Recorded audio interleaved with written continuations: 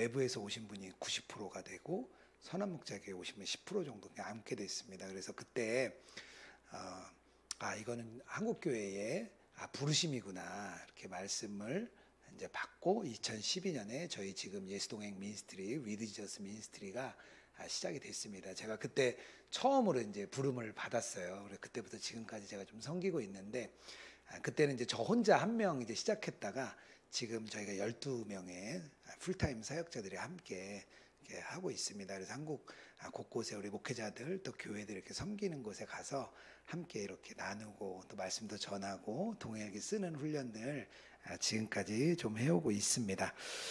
오늘 주시는 말씀이 있는데요. 히브리서 12장 2절 말씀입니다. 히브리서 12장 2절 말씀입니다. 같이 말씀 읽고 좀 제가 계속 말씀 나누겠습니다.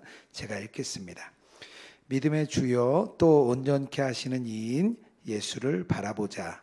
그는 그 앞에 있는 기쁨을 위하여 십자가를 참으사 부끄러움을 개의치 아니하시더니 하나님 보좌 우편에 앉으셨느니라. 아멘.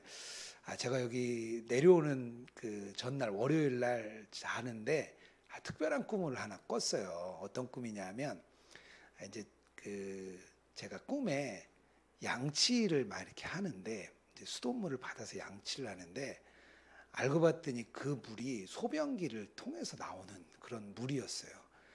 제가 비위가 좀 약하거든요. 그래서 자다가도 제가 깼어요. 깼는데 그 잔상이 오래 가더라고요. 그래서 이게 무슨 일이야 막 그러고 이제 있었습니다. 근데 전날을 제가 가만 생각해 보니까 이제 월요일 날 이제 목회자들에게 쉬는 날이잖아요. 그래서 제가 좀 책 읽고 또 설교 준비도 하고 저녁에 일기도 쓰고 다 마쳤어요. 다 마치니까 이제 끝났잖아요. 다 말씀 묵상도 했고 다 끝났잖아요. 그래서 이제 열심히 유튜브 보고 페이스북 보고 인스타그램도 보고 열심히 보고 잠이 들었습니다. 그리고 새벽에 그 꿈을 꾼 거예요. 하나님이 저에게 말씀해 주시는 게 느껴지는 거예요. 너가 지금 세상의 물 가감없이 먹고 있잖아. 그걸 제가 딱 느꼈습니다. 하나님이 우리에게 틈을, 우리가 세상 살아가다 보면 틈이 생기잖아요. 하나님 그 틈을 기뻐하지 않으시는구나. 그걸 느꼈습니다. 예수님과 동행한다는 것은요, 이제 몇 가지 이제 단계가 있는데요. 처음에는 예수님 생각이 많이 나요. 그리고 그 예수님 생각이 많이 나다가 시간이 지나면 마음에 참 찔림이 많이 옵니다. 주님이 우리에게 말씀하시는데 막 육성으로 김 장로님, 홍 집사님 이렇게 하지는 않죠. 근데 우리 마음에 떠오르게 하시고 생각나게 하시고 말씀에 그런 다 있거든요. 그러니까 주님이 우리에게 오실 때 생각나게 하시는 거는 이게 주님의 말씀인지 아니면 내 마음의 이야기인지 사단의 이야기인지 그것만 잘 분별하시면 되거든요. 그래서 주님이 우리 안에 오셔서 계속해서 말씀을 하십니다. 그 말씀을 잘 들으시면 좋을 것 같아요.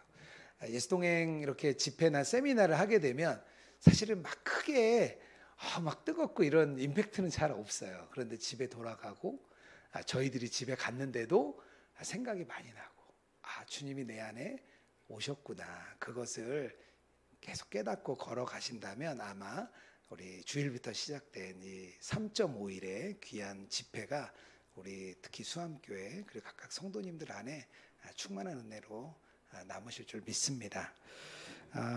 예수님과 동행하며 살아가자 할 때 저희가 첫 번째 이야기하는 게 예수님을 바라보자. 특히 그냥 언제냐? 24시간. 또 이것도 또 시비 거는 사람이 많아요. 어떻게 24시간 바라봅니까? 말이 됩니까? 화장실 갈 때는 어떡합니까? 기타 등등 잘 때는 어떡합니까? 많이 물어봐요. 그런데 우리의 마음이죠. 진짜 24시간 바라보고 싶은 우리의 마음, 우리의 간절함, 그게 있는 거거든요. 오늘 히브리서 12장을 세번역 성경으로 보면 이렇게 나옵니다. 믿음의 창시자요 완성자이신 예수님을 바라봅시다. 예수님을 바라보면 믿음이 생긴다는 거예요. 믿음이. 우리 삶에 왜 문제가 되지 않을까 가만 생각해 보면 예수님을 바라보지 않기 때문입니다. 가까운 선교사님이 한 분 계세요. 한 30년 정도 선교사로 사역을 하셨습니다. 아내 선교사님은 근데 우울증이 굉장히 심했어요. 그리고 부부 관계가 아주 안 좋았습니다. 딸이 이제 20살이 돼서 한국에 대학을 가기 위해 들어왔습니다. 그 딸을 만났습니다. 근데 그 딸이 막 울어요. 자기는 이해가 안 간다는 거예요. 우리 아빠는, 우리 엄마는 선교사고 우리 아빠는 목사님인데 왜 우리 집안은 행복하지가 않은 거죠? 왜 우리 집은 엄마 아빠가 기쁘게 즐겁게 살지 못하는 거죠? 그 딸이 막 눈물을 흘렸습니다. 왜 그럽니까? 이 귀한 선교사님 참 선교 잘하셨어요. 30년 선교하고 목회자로 섬겼던 이 선교사님 가정에 왜 이 딸은 왜 그런 마음에 어려움과 아픔과 상처가 있습니까? 예수님 바라보지 않기 때문이에요. 우리가 예수님 바라보지 않으면요, 아무리 뛰어난 능력을 가진 목회자도, 선교사도, 장로님들도, 권사님들도, 집사님들도 다 똑같습니다. 예수님 바라보지 않는 순간 우리는 금방 넘어지게 되어 있는 그런 존재입니다. 그렇다면 제가 한번 물어볼게요. 얼마나 예수님 바라보고 생각하십니까? 오늘 아침에 저희가 벌써 3일째 부흥회가 되고 있는데 아침에 눈을 뜨자마자 예수님 많이 들으셨죠? 예수님 하고 딱 일어나셨나요? 혹시 이렇게 아침에 차를 타고 이렇게 오시고 또 걸어 오셨을 텐데 주님 이름 부르면 주님 같이 가요. 한 손 잡고 주님 저랑 손 잡고 가요. 막 그런 마음이 혹시 드셨나요? 네, 그런 마음이 드셨다면 저희가 이 집회를 통해서 참 잘 전해진 것 같고 주님이 하실 일이 드러난 겁니다. 주님은 우리를 늘 사실 보고 계세요. 스바냐서 3장 17절에 이렇게 말씀하고 있습니다. 너희 하나님 여호와가 너희 가운데 계시니 그는 구원을 베푸실 전능자시라. 그가 너로 말미암아 기쁨을 이기지 못하시며 너로 잠잠히 사랑하시며 너로 말미암아 즐거이 부르며 기뻐하시리라. 아멘. 주님은 늘 우리를 이렇게 보고 계시는데요. 우리가 주님을 자꾸 놓치는 거예요. 물론 우리의 삶이 너무 고달프고 또 일상이 바쁘다 보니까 주님 놓칠 때 많죠. 아침에 일어나면 뭐 남편 챙겨주고 아이들 챙겨주고 하다 보면 막 정신없이 시간이 가잖아요. 뿐만 아니라 우리가 제가 아까 말씀드린 것처럼 세상의 물을 많이 먹으면 세상 사람 따라가게 돼요. 세상 사람 모이면 집 얘기하고 어디로 이사 가야 되냐, 아이들 교육은 어디 가야 잘 시키냐, 또 대학생, 이제 저도 아이들이 이제 대학생 고3, 고1이거든요. 그러니까 우리 아이들 고3인 아이가 있으니까 집안이 온 집안의 생각이 우리 큰아이가 어느 대학을 잘 갈 수 있을까, 뭐 그런 게 집중돼요. 우리가 세상에 힘도 얻고 싶죠. 부도 얻고 싶죠. 명예도 얻고 싶죠. 우리의 마음이 다 그쪽으로 가요. 그러다 보면 주님을 놓치는 거죠. 그냥 주님을 무시하고 사는 겁니다. 근데 우리가 주님을 사실은 근데 붙들고 살 수가 있어요.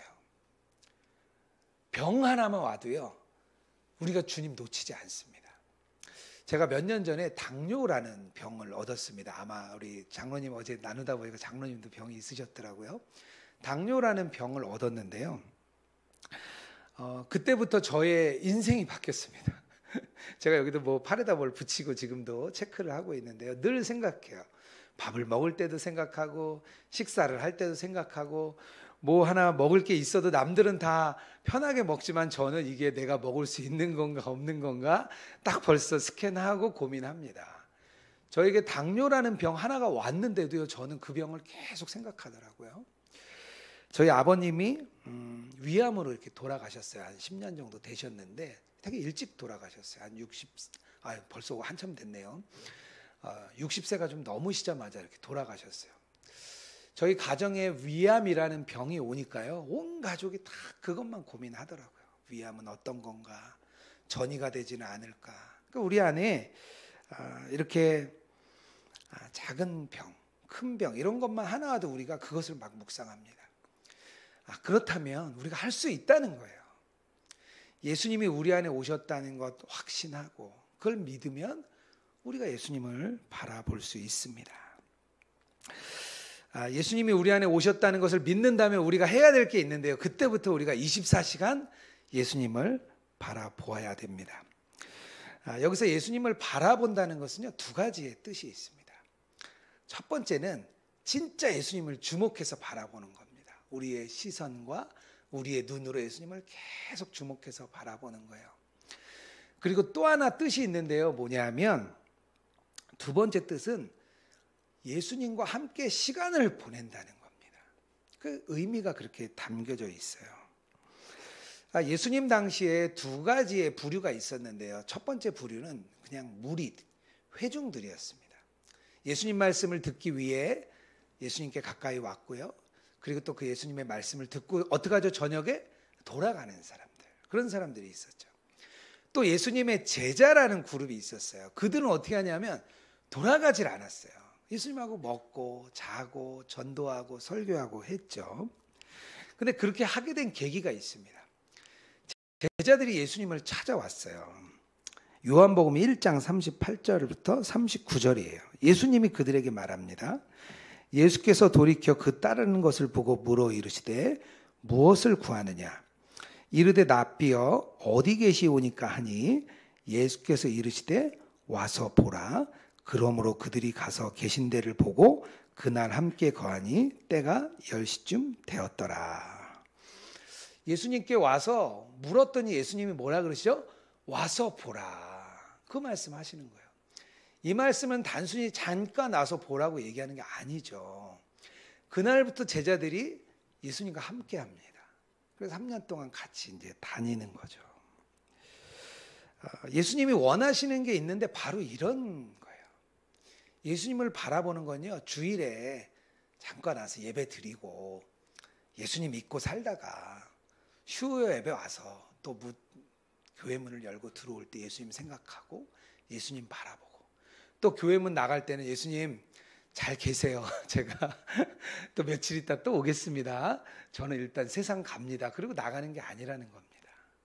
주님과 함께 동거동락하는 거예요. 많은 사람들이 예수님 이야기를 듣고 옵니다. 예수님 동행 너무 좋죠. 막 듣고 와요. 그런데 예수님과 동행하는 훈련이 필요해요. 저희들이 훈련을 해보자고 하면요, 한 달 지나면 대부분 다 잠수 타고 이 일은 나랑 맞지 않아. 이 일은 내가 할 일이 아니야. 보통 그렇게 하십니다.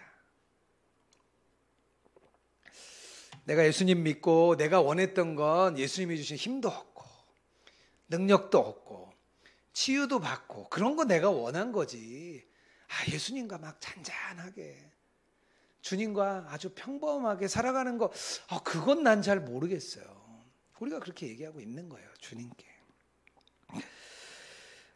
예수님을 바라보는 중요한 방법이 하나 있어요. 이걸 저희가 꼭 알려드리고 싶어요. 뭐냐 하면 우리가 예수님 안에 거하는 겁니다.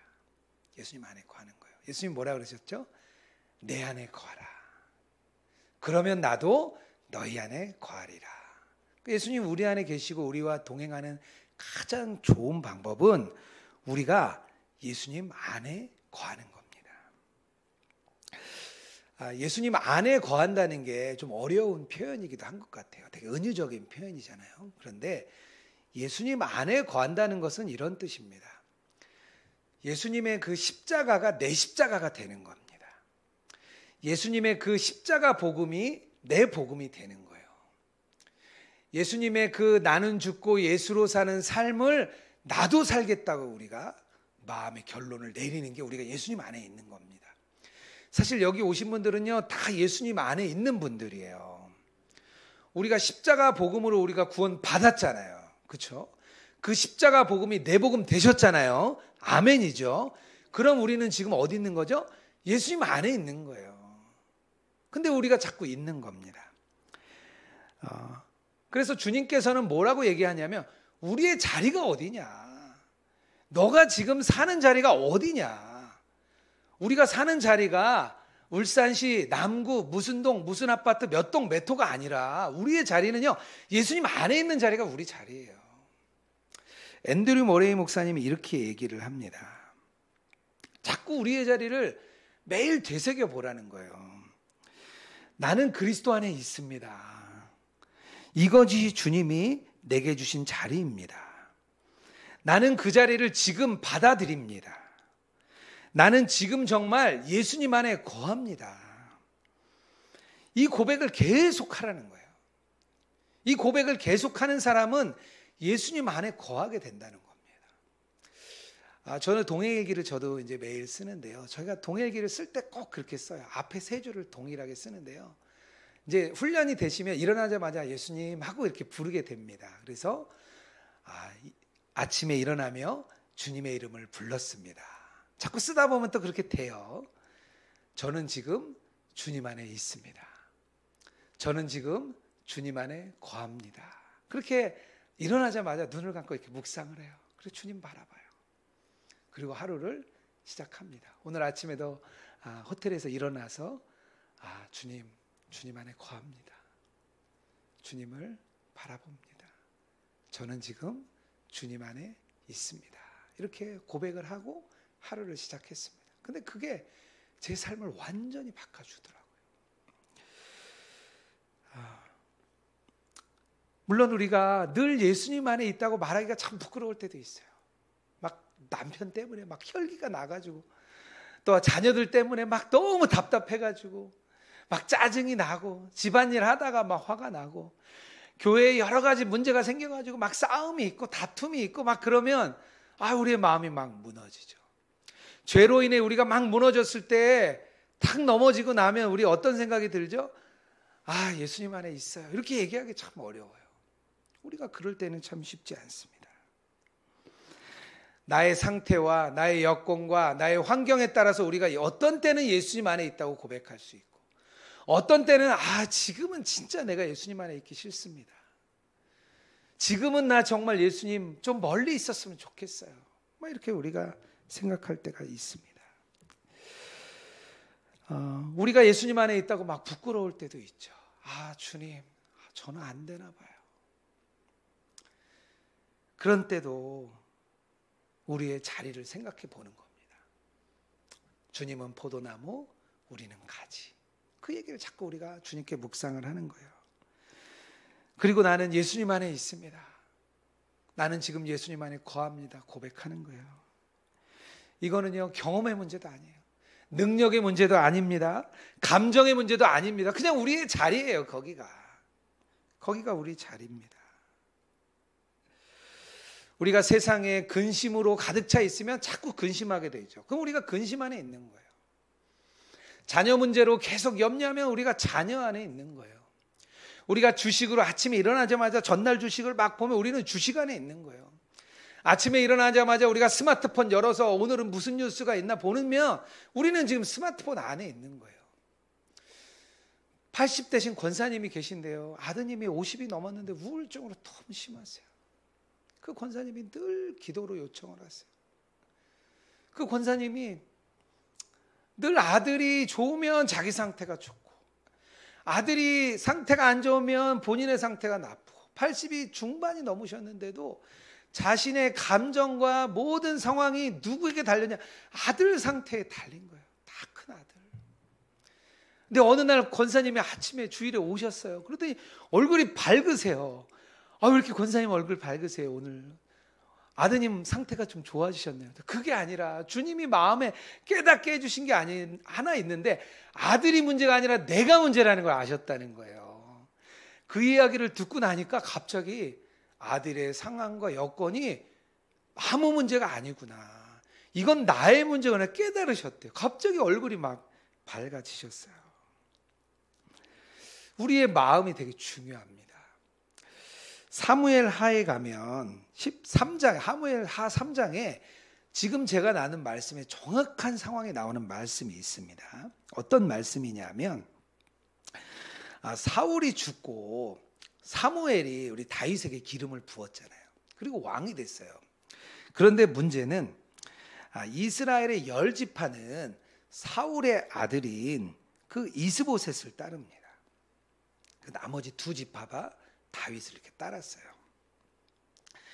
그때 사울의 군대 장관이 아브넬이 있었습니다. 아브넬이 장로들을 모읍니다. 이스라엘 10지파의 장로들을 모아요. 사무엘하 3장 17절에서 18절입니다. 제가 좀 읽을게요. 아브넬이 이스라엘 장로들에게 말하여 이르되 너희가 여러 번 다윗을 너희의 임금으로 세우기를 구하였으니 이제 그대로 하라. 여호와께서 이미 다윗에 대하여 말씀하시기를 내가 내 종 다윗의 손으로 내 백성 이스라엘을 구원하여 블레셋 사람의 손과 모든 대적의 손에서 벗어나게 하리라. 이 순간이요, 이 아래쪽 두 지파의 왕이었던 다윗이 전체 12지파의 왕이 되는 순간입니다. 아직 다윗이 전체 왕은 아니에요. 그런데 이 아브넬이 이 장로님들에게 전체의 왕으로 자기는 삼을 테니 너희들도 따르라고 말하는 장면입니다. 그리고 나서 아브넬의 결정이 떨어지고 나중에 진짜 다윗이 전체의 왕이 됩니다. 무슨 말씀인지 아시겠죠? 우리의 마음을 먼저 결단하고 우리가 예수님 안에 거하기로 정하는 순간이 너무 중요한 거예요. 아브넬이 이렇게 얘기하죠. 너희가 여러 번 다윗을 임금으로 구하였더니, 임금으로 구할까 말까 할까 말까 했다는 거예요. 우리의 마음이 그렇잖아요. 우리의 마음이 왔다 갔다 했다는 거예요. 예수님을 따를까? 에이, 말자. 주님 말씀에 순종할까? 에이, 이건 아니야. 그 마음이 우리가 계속 뒤집혔다는 거예요. 그런데 아브넬이 오늘 뭐라고 얘기하죠? 이제 그대로 하라. 그리고 나서 진짜 이후에 다윗이 전체의 왕이 됩니다. 예수님을 바라볼 때 예수님 안에 거하는 것이 그래서 이만큼 중요해요. 우리의 마음을 주님도 어떻게 못하세요. 우리의 마음을 주님이 그렇게 들이시기를 원하세요. 우리 로봇가 아니잖아요. 주님은 인격적인 분이기 때문에 우리의 마음을 주님께 드리기를 주님이 원하십니다. 그래서 우리의 마음을 받기 원하세요. 이 고백이 계속되는 게 중요합니다. 이 고백이 계속되다 보면 우리의 삶의 상황이 완전히 바뀌어요. 주님이 우리에게 늘 말씀하실 때 우리가 순종하는 게 바뀝니다. 그러면서 주님 안에 계속 거하는 훈련이 시작됩니다. 저와 가까운 권사님이 한 분 계십니다. 남자 권사님인데 사업을 하시는 권사님이세요. 이 권사님이 주님과 동행을 하면서 주님의 음성을 하나 들었는데 뭐냐면 정직하게 사업하라는 마음을 주님이 주셨어요. 너무 귀한 부름이죠. 근데 이 권사님이 되게 그때부터 걱정이 되셨어요. 사업을 하시는데 자기가 이제 기자재를 납품하는 사업이었습니다. 근데 이 기자재를 납품하는 사업에 관례가 있는 거예요. 그 관례들. 커미션도 줘야 되고 또 여러 가지 부정직한 일이 많은 겁니다. 이 권사님이 한참을 기도를 하다가 그렇게 하기로 결론을 내렸습니다. 근데 진짜 막상 그렇게 해보니까 거래처가 하나 둘씩 끝나는 거예요. 계속 끊어졌어요. 그리고 마지막 가장 큰 거래처가 하나 남았습니다. 처음에는 다행히 주님이 그 거래처를 잘 지켜주신다고 생각을 했습니다. 그런데 그 거래처하고도 문제가 생기기 시작했습니다. 그리고 급기야 그 거래처와 재정 문제로 다툼이 시작됐습니다. 그리고 여러 가지 문제로 법적인 다툼까지 가게 되었습니다. 거래처 다 끊어졌죠. 재정 문제로 또 법원까지 가게 됐죠. 이 권사님이 코로나가 오면서 우울증이 왔습니다. 우울증과 공황장애가 와서 꼼짝 못하고 집에 누워있게 되셨습니다. 제가 그래서 전화를 좀 자주 드렸어요. 권사님 잘 지내세요? 어떠세요? 막 전화를 드렸어요. 걱정이 너무 됐죠. 그런데 한날은 저에게 전화가 왔어요. 그런데 저한테 목사님 제가 메일을 보냈어요. 메일 한번 봐주세요. 그리고 전화를 끊은 거예요. 제가 갑자기 너무 두려웠어요. 너무 걱정이 된 거예요. 이 권사님 갑자기 이거 무슨 일 나는 거 아니야? 왜 갑자기 메일을 보내라 그러지? 제가 너무 걱정이 되는 마음으로 그 메일을 읽었는데요. A4지로 한 5장 정도 되는 메일을 쫙 쓰신 거예요.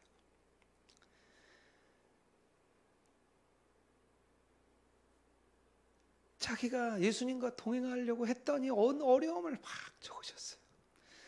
근데 감사하게도 그 승리의 과정을 막 적으셨더라고요. 제가 나중에 전화해가지고 아니 권사님 이런 얘기를 왜 그렇게 무섭게 합니까? 그랬더니 너무 할 얘기가 많아서 전화를 못할 것 같았대요. 이 권사님이 이렇게 메일에 쓰셨어요. 다른 사람에게는 믿음으로 승리할 수 있을 것이라 이야기하고 하나님은 선하시고 크시다고 이야기하면서 정작 나 자신은 그런 믿음을 보이지 않는 비참한 가운데 있었습니다. 저는 저 자신도 믿음이 있어 보이는 모습으로 착각하고 또 그 모습을 위해 포장하며 살아왔던 지난 시간이 보였습니다. 교회에서 여전히 중요한 직책을 맡고 있고 그 사역 속에서 믿음이 있다고 인정받고 싶은 마음이 있었습니다. 나의 믿음은 그렇지 못한데 나를 속이고 사람들을 속이고 믿음이 있는 것처럼 포장하는 모습이 고통이었습니다. 이 시간 가운데 저 자신을 직면하게 하고 주님을 보게 하시는 그 뜻에 정직하게 반응하고 싶었습니다. 내 믿음이 이것뿐이라면 이것뿐인 대로 주님 앞에 있는 모습 그대로 나아가고 싶었습니다. 교회에 중요한 중직을 맡으신 그런 권사님이셨습니다. 근데 교회 안에서 자기는 늘 믿음 있다 얘기하고 직장 사업 믿음으로 하는 것처럼 말을 했지만 실상은 자기가 그렇지 않았다는 거예요. 그걸 발견하고 그 어려운 과정을 막 겪고 나가셨습니다. 이 권사님이 믿음으로 주님을 계속 바라보면서 승리하셨어요. 제가 전화를 드렸더니 이분이 승리하신 이유가 있더라고요. 매일 사업도 안 되고 또 일도 없고 하니까 매일 집 앞에 교회가 있었는데요. 오전에 교회 가서 말씀 읽고 기도하고 오전을 꼼짝없이 그렇게 보냈대요. 공황장애가 와서 다른 사람도 만날 수 없으니까 그냥 주님만 만났다는 거예요. 이 권사님이 3년 만에 살아나셨어요. 3년 만에 살아나셨습니다. 예수님을 바라보는 삶은, 특별히 우리가 예수님 안에 거하는 삶은 그저 멀리서 바라보는 삶이 아닙니다. 이렇게 이 권사님처럼 주님과 동고동락하는 거예요. 늘 예수님 안에 거하려고 애쓰는 그런 삶입니다. 예수님을 바라보기 위해서 제가 한 가지 더 오늘 좀 나누고 싶습니다. 예수님을 바라보기 위해서는요, 예수님이 내 안에 계시다는 그 믿음이 확고해져야 됩니다.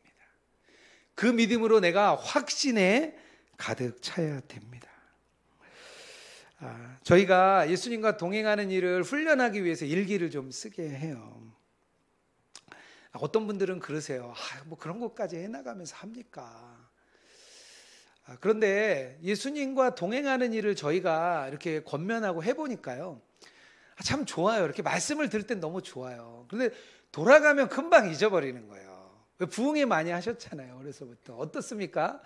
고무줄을 막 이렇게 당겼다가 딱 놓으면 다시 돌아가는 것처럼 너무 은혜 받았는데 일주일 지나보세요. 한 달 지나보세요. 다 잊어버려요. 은혜가 금방 돌아가요. 저희들이 다녀보면서 하니까, 예수님과 동행하자 하니까 너무 도전은 받으시는데 돌아가면 다 잊어버리시는 거예요. 감리교 신학대학교에 역사신학을 전공하시는 교수님이 계세요. 이분이 올해 안식년을 맞아서 이제 미국에 있는 아미시 공동체, 또 형제회, 또 독일에 있는 그 진젠도르프 백작에 있었던 헤로노드 공동체, 이런 데를 다니시면서 이 단체들이 다 예수님과의 동행, 친밀함을 수백 년째 이어오는 곳들이거든요. 어떻게 이것을 이어왔나 자기가 되게 궁금했대요. 그래서 직접 찾아가서 인터뷰도 하고 그곳에 같이 한 달씩 살면서 지켜보셨대요. 근데 그 교수님이 이런 얘기를 하시더라고요. 이제 지난달에 통화를 했는데 이분이 가서 보니까 처음에는 별게 없더래요. 이분들이 어떻게 이 신앙을 지켜냈지? 가만 지켜보니까 과거로부터 내려오는 중요한 루틴, 영적인 루틴 한 가지, 두 가지를 꼭 지키더래요. 본인들이 갖고 있는 중요한 영적인 그런 흐름들을 놓치지 않고 있더래요. 그게 수백 년을 지켜준 거예요. 저희도 동행일기를 쓰게 합니다. 저도 12년 이제 넘게 동행일기를 썼습니다. 동행일기를 꾸준히 쓰니까요, 주님 놓치지 않게 되더라고요. 어떤 분들은 그냥 내가 마음이 오면 주님 바라보고 주님 내 안에 있는 게 믿어지면 그때부터 쓸게요. 막 그런 분들도 계세요. 그런데 그렇지 않습니다. 훈련을 꾸준히 하다 보면 주님을 바라봐집니다. 처음에 말씀 읽는 거 어렵잖아요. 말씀 읽는 게 처음에 쉽나요? 딱딱하고 힘들죠. 그런데 읽다 보면 어떻죠? 막 꿀송이처럼 단 게 느껴지잖아요. 기도의 자리에 얼마나 고통스럽습니까? 5분만 앉아 있으면요, 기도할 게 없어요. 그게 우리의 마음이에요. 근데 우리 기도하시는 권사님들 오시면 1시간, 2시간 기도하시잖아요. 똑같습니다. 예수님을 바라보는 일도 한 장 한 장 써나가다 보면 그 동행이 내 것이 됩니다. 얼마 전에 저희가 이제 온라인으로 국위 평신도 훈련을 마쳤습니다. 저희들이 한 3,000명 정도 이렇게 수료를 지금까지 했는데요. 국위 평신도 훈련을 마치고 이렇게 질의응답하는 시간을 가졌어요. 한 달 정도 했더니 이제 좀 알까 말까 하시는 것 같아요. 그래서 막 질문이 물어오시는데 이런 질문이 많았어요. 주님과 동행하는 게 명확하게 어떤 건지 모르겠습니다. 또 어떤 분들은 그래요. 저희가 세미나 다 하고 가면 그래요. 다 동행하는 거지. 우리 삶이 다 동행이에요. 그 예수 동행 뭐 아무것도 아니에요. 막 그런 분도 계세요. 궁금하니까 이제 물어보시는 거죠. 제가 그렇게 답변을 드렸어요. 예수님 생각이 자주 떠오르면 주님과 동행이 시작되신 겁니다. 사람을 만났는데 예수님이 먼저 생각나면 주님과 동행을 잘하고 계신 겁니다. 어떤 일을 할 때마다 예수님이 함께 계신 게 느껴진다면 동행을 잘하고 계신 겁니다. 세상에 생각을 빼앗겼는데 주님께로 가져왔다면 동행을 잘하고 계신 겁니다. 예수님과 동행은 그런 거예요. 만약에 아내나 남편이 있는데 같은 집에 있어요. 같은 집에. 아내는 부엌에서 막 저녁 준비를 하고 있습니다. 남편은 안에서 신문을 보고 있어요. 어떤 광경인지 이해가 되시죠? 그런데 남편이나 아내가 배우자가 없다고 생각하진 않아요. 그래, 우리 아내가 지금 보이지 않지만 문 밖에서 우리 저녁을 위해서 우리 가족들 저녁을 만들고 있지. 그거 느껴지잖아요. 아내는 우리 남편이 별로 도와주는 건 없지만 방에서 건강하게 잘 앉아있지. 그것만 해도 고맙지. 그게 느껴지잖아요. 주님과 동행 그런 거예요. 주님이 늘 함께 하심이 의식되고 깨달아집니다. 그걸 훈련하는 거예요. 저희는 그 훈련을 시켜드리기 위해서 온 거예요. 저희의 짧은 3일 동안에 이 메시지가 아무리 강력해도요, 금방 일주일 지나면 다 잊어버리는, 스스로 해보시는 거예요. 스스로. 주님과의 동행을 나 스스로. 그래서 저희들이 계속 말씀드려요. 장로님 바라보지 말고, 내 믿음의 멘토 바라보지 말고, 목사님 바라보지 말고 주님만 바라보라는 거예요. 주님만.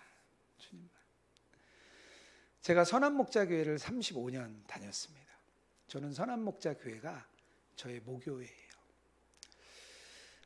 어릴 때부터 다녀서 또 직장생활을 한 10년 했습니다. 또 집사로, 또 제가 전도사로, 목사로 지금까지 왔어요. 유기성 목사님이 오시기 전에 선한목자교회에 큰 분란이 있었습니다. 전임 목사님의 문제로 목사님이 사임을 하셨어요. 교회 안에 이 예배당에서 막 난장판이 벌어졌습니다. 근데 제가 모태신앙인데 30살에 제가 회심을 했어요. 다시 막 회심을 했어요.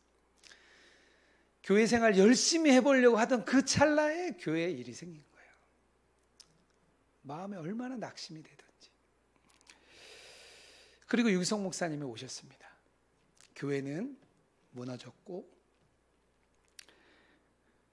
3,000명 되던 교인이 교회 건물을 크게 졌습니다. 빚은 200억. 교인이 400명으로 줄었어요. 매주 교회가 부도난다는 이야기가 계속 있었습니다.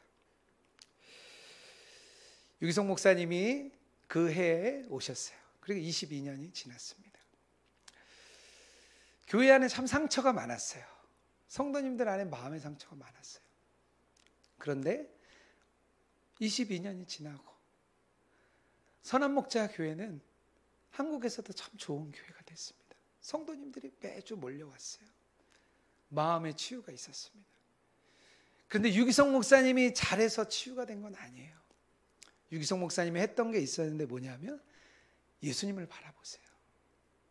저 바라보지 말고 예수님을 바라보세요. 유기성 목사님도 예수님 바라보고 성도들도 예수님 바라보고 같이 예수님 바라보니까 마음의 상처가 치유되고 회복되었습니다. 우리가 예수님을 바라보고 예수님이 주시는 그 믿음 가질 때 회복되는 것을 경험했습니다. 저는 이제 말씀드린 대로 선한목자교회 집사로 섬길 때 제 신앙에 굉장히 깊은 갈등이 있었습니다. 제가 건설 회사에 다녔습니다. 제가 이제 토목 기사가 제 직업이었는데요. 건설 회사를 한 10년 다녔어요. 건설회사 다녀보니까 건설의 문화, 부조리 막 너무 많더라고요. 마음은 믿음대로 살고 싶은데 안 되는 거예요. 세상에 이 악이 얼마나 강력한지 저 혼자는 안 되더라고요. 그 믿음의 갈등이 있었습니다. 막 장로님도 만나보고 권사님도 만나보고 목사님들 만나니까 목사님들은 답이 진짜 없더라고요. 직장생활 안 해봐서 그런지 제 마음 이해를 전혀 못 해주더라고요. 그리고 그냥 그 갈등 속에서 제가 택했던 길은 목회자가 되는 거였어요. 주님이 저를 부르셨다 생각했습니다. 그런데 제 마음 안에 늘 그 마음에 답답함이 있었어요. 왜냐하면 내가 계속 세상에서 믿음의 싸움을 싸웠던 것 했어야 되는 것 아닌가. 그 속에서 주님 바라보며 주님과 동행했어야 되는 것 아닌가. 내가 이렇게 도망온 거 아닌가. 그런 마음이 좀 있었습니다. 어떤 권사님이 제가 늘 그런 고민들을 얘기하니까 이 권사님이 어느 날 오시더니 제가 이제 집사 시절에 저한테 그러시는 거예요. 우리 홍 집사님은 건설업의 다윗이 될 겁니다. 그렇게 저에게 말씀하시는 거예요. 제가 아멘으로 받았어요. 그래, 나는 건설업의 다윗이 될 거야. 그렇게 아멘으로 받았는데 갑자기 제가 목회자의 길을 가게 됐잖아요. 늘 도망간 것 같은 마음이 들었어요. 신학을 공부했습니다. 전도사가 됐어요. 목사가 됐어요. 그런데도 그 삶의 괴리가 좁혀지지 않는 거예요. 목회자가 됐으니까 나쁜 일은 안 하죠.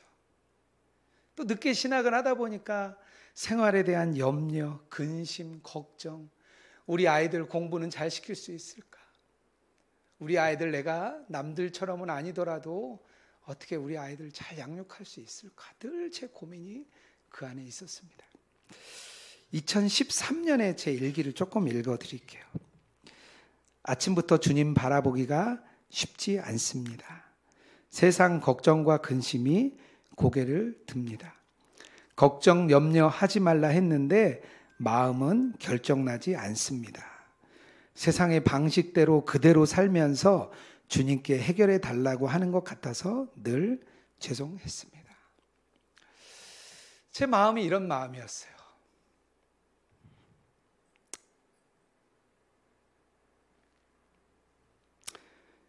더 믿음대로 살고 싶고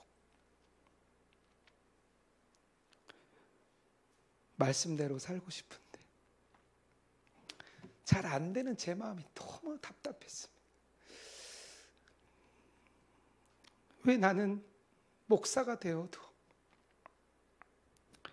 내 신앙과 삶의 간격이 좁혀지지 않을까? 그게 저의 큰 답답함이었습니다. 그리고 꾸준히 예수님을 바라봤습니다. 제가 10여 년 이렇게 오면서 감사한 게 있다면 제가 아직도 그냥 이 자리에 있는 거예요.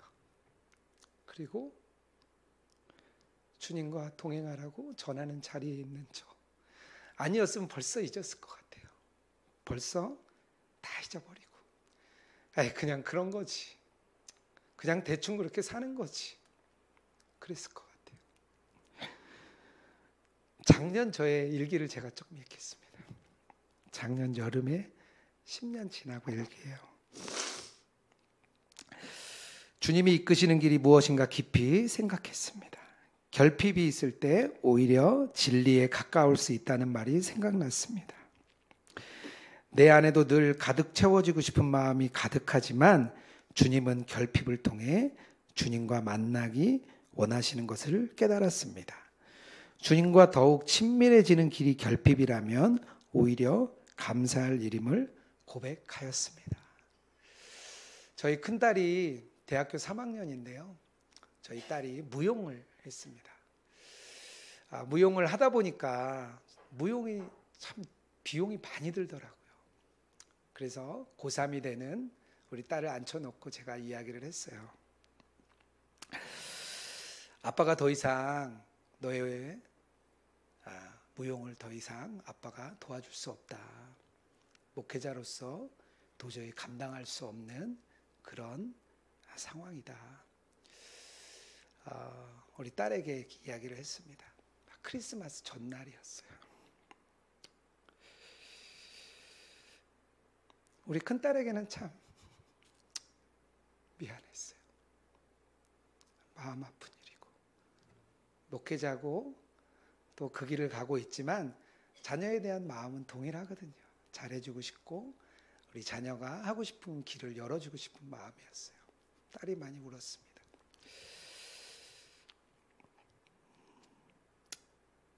하지만 제가 우리 큰딸에게 말했어요. 아빠가 너를 책임져 주지 못하지만 주님은 너를 책임져 줄 거다. 주님이 지금은 모르지만 더 좋은 길로 분명히 인도할 것이다. 그렇게 나눴습니다. 저는 믿어졌거든요. 주님이 인도할 것. 우리 안에 결핍이 있지만 그것으로 주님을 더 깊이 만나고 주님이 이끄실 거란 믿음이 있었습니다. 저희 딸이 지금 감리교 신학대학교 3학년에 다니고 있습니다. 교회에서 리더로 잘 섬기고요. 또 교회 안에서 워십을 해요. 남들이 그래요. 왜 이렇게 잘하냐고. 돈이 많이 들었거든요. 무용을 했으니까 워십을 참 잘해요. 제가 봐도 참 예뻐요. 그 일을 하고 있어요. 저는 아깝지 않다는 생각이 들어요. 우리가 세상 살아가다 보면 세상이 참 큽니다. 세상이 참 크게 느껴져요. 왜 아니겠어요? 그런데 주님을 바라보고 주님과 동행하다 보면 주님이 더 크게 느껴집니다. 주님과의 동행이 우리를 그것으로 만들어줍니다. 예수님과 동행하는 일을 우리 수한교회가 해줬으면 좋겠습니다.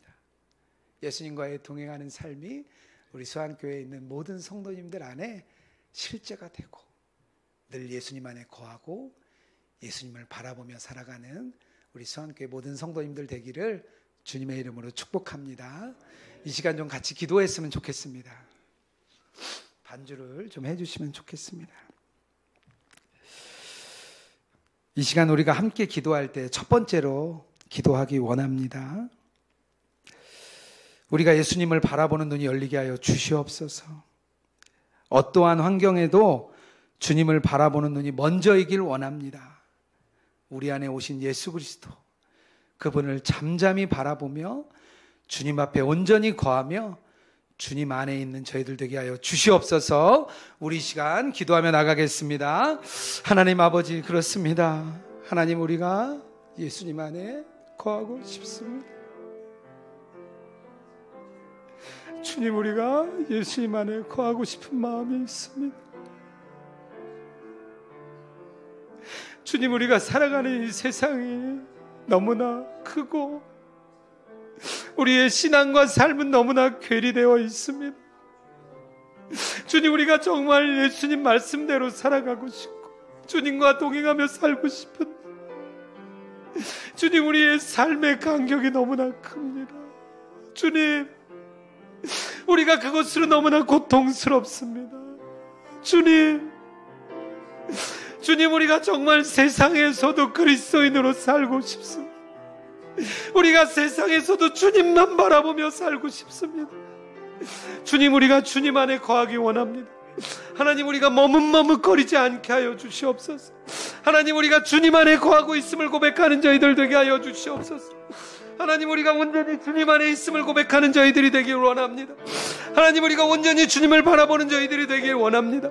하나님, 우리 안에 오셔서 우리와 함께 하시는 그 주님을 바라보며 한 걸음 한 걸음 주님께 걸어나가는 저희들 되게 하여 주옵소서. 하나님, 우리가 직장에 있을 때, 가정에 있을 때, 또 자녀들과 사람을 만날 때도 주님이 먼저 생각나게 하시고 주님이 내 안에서 역사하시고 나를 붙드시고 나와 함께하는 저희들, 주님, 그런 삶을 걷게 하여 주시옵소서. 우리가 먼저 예수님 안에 거하겠습니다. 우리는 예수님 안에 있습니다. 우리의 자리가 예수님 안에 있는 자리입니다. 예수님, 우리가 그 안에 거함을 고백할 때에 주님, 우리 안에 온전한 힘을 주시고 온전히 우리 안에 계심이 깨달아지는 역사 있게 하여 주시옵소서. 하나님, 우리가 온전히 주님 앞으로 걸어나가는 주님 저희들 되게 하여 주시옵소서. 한 번 더 기도하기 원합니다. 주님이 우리를 더 원하십니다. 주님은 우리가 주님을 바라보기를 더 원하십니다. 예수님이 우리 안에 오셔서 우리와 함께 하시는데 우리가 그것을 놓치지 않게 하여 주시옵소서. 이 새벽에 주님이 우리를 부르신 줄 믿습니다. 이 새벽에 갈급한 마음으로 오신 여러분들 안에 주님의 부르심이 있는 줄 믿습니다. 그 주님이 더욱 깨달아지게 하시고 그저 깨달아질 뿐만 아니라 우리의 삶으로 드러나게 하여 주시옵소서. 우리의 삶이 변화되게 하여 주시옵소서. 우리 이 시간 주여 한번 외치고 기도하며 나가겠습니다. 주여, 오 하나님 아버지, 우리가 오직 주님을 바라보며 나갑니다. 하나님, 우리가 오직 주님을 의리하며 나갑니다. 하나님, 우리 안에 계시는 주님을 바라볼 때에 주님 우리 안에 오셔서 역사하시고 인도하실 줄 믿습니다. 하나님, 우리가 주님을 바라보며 나갈 때에 하나님, 우리의 삶이 변화되게 하여 주옵소서. 하나님, 우리의 직장에서의 삶이 변화되게 하시고 아버지, 우리 가정 안에서의 삶이 변화되게 하시고 하나님, 우리의 생각이 바뀌고 마음이 바뀌고 하나님, 우리가 모든 인생의 가치관이 바뀌게 하여 주옵소서. 세상의 힘과 부와 명예를 따라갔던 삶이 오직 예수님을 바라보는 삶 되게 하여 주옵소서. 세상의 어떤 것 따라가는 것 아니라 오직 그리스도, 그분 한 분을 따라가는 주님 저희들 되게 하여 주옵소서. 하나님, 우리가 그 마음을 붙들고 달려나갑니다. 하나님, 오늘 이 새벽에 달려나올 때에 주님 우리 안에 오셔서 주님 우리를 붙드셨기에 이 자리에 나온 줄 믿습니다. 하나님, 우리 이곳에 나온 우리 수함교회 모든 성도님들 한 분 한 분 가운데 주여 역사하시고 인도하소서. 주여 붙드시고 인도하여 주옵소서. 예수님 우리 안에 계시며 온전히 깨달아지게 하시고 누려지게 하시고 알아지게 하시고 주님의 확신 안에 거하는 아버지, 우리 귀한 시간들 되게 하여 주옵소서.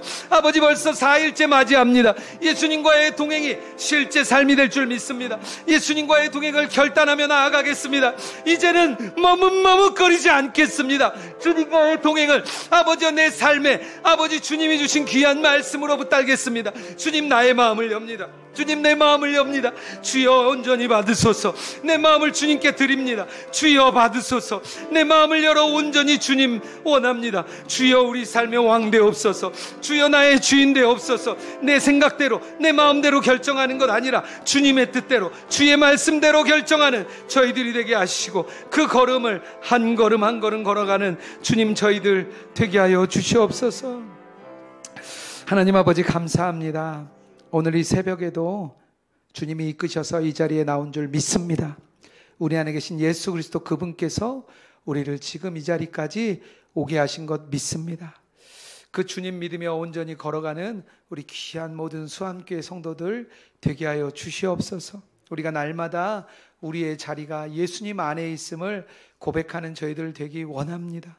우리의 삶의 자리, 주님이 주신 그 자리가 주님과 함께하는 자리요, 은혜의 자리요, 역사의 자리가 될 수 있도록 주여 붙잡아 주시옵소서.